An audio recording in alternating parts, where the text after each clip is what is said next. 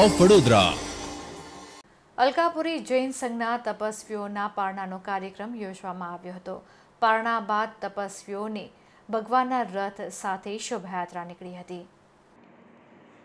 જૈનોના પર્યુષણ પર્વની પૂર્ણાહુતિ પ્રસંગે અલકાપુરી જૈન સંઘના કંઠાભરણ તપ, અઠ્ઠાઈ, નવ ઉપવાસ વગેરે તપસ્વીઓના પારણા અશોકભાઈ છોટાલાલ શાહ પરિવાર તરફથી અગ્રવાલ ભવનમાં યોજાયા હતા, એમ સંઘના પ્રમુખ સીએ હિંમતભાઈ શાહે જણાવ્યું હતું। તો યુનિવર્સિટીના પૂર્વ સિન્ડિકેટ સભ્યએ સળંગ ત્રીજી આંખ ઉપવાસના અઠ્ઠાઈની આરાધના કરી હતી। તેમનું પારણું પણ અલકાપુરી જૈન સંઘમાં યોજાયું હતું।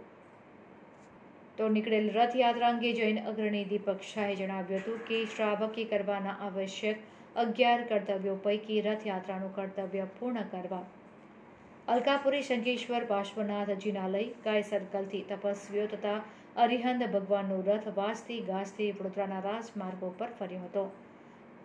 રથયાત્રાના અંતે અલકાપુરીમાં બિરાજમાન આચાર્ય પૂર્ણચંદ્ર સાગર સુરેશ્વરજી મહારાજે ભગવાનને પોખણા કરવાનું મહત્વ પણ સમજાવ્યું હતું। તો શ્રાવિકાઓએ ભગવાન પધાર્યા ત્યારે ઊંચી બોલી બોલી 78 વર્ષના માજીએ ભગવાનને પોખણા કરવાનો ઉત્તમ લાભ લીધો હતો। ત્યારબાદ સંઘનું સ્વામી વાત્સલ્ય યોજાયું હતું। प्रणाम जय जिनेन्द्र। आज अमरा श्री संघ में आकोटा संघ में आचार्य भगवान पूर्णचंद्र सागर की निश्रा में साधु साधु चतुर्वेदी संघनु आज पारणु है। आज 28-42 है, 9 उपवास 1 है, 16 उपवास 1 है, कंठाभरण तप जे के 45 दिन की चाली गयो है, 84 है, कठम 40 है तथा अलग अलग घना प्रकार तपस्या आज चाली रहा है।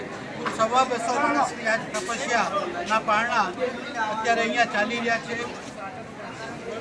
આજે તપસ્યાનો કોઈ વરઘોડો કેવું તો આયોજન? વરઘોડો 9:30 વાગે અમારા શ્રી સંઘથી નીકળી લગભગ 1.5 કિલોમીટર ફરશે। એમાં બધા રથ ને બધાની સગવડતા છે। પછી 11 વાગે અમારા સંઘમાં પહોંચશે, ના સાહેબજી માંગણીક સંભળાવશે અને સ્વામી વાત્સલ્ય 11 થી શ્રી સકળ સંઘનું તથા 12 થી આવે મહેમાનની શ્રી સંઘ સ્વામી વાત્સલ્ય છે જે 1.5 વાગ્યા લગી અગરવાલ સમાજમાં ચાલશે। આપનું નામ?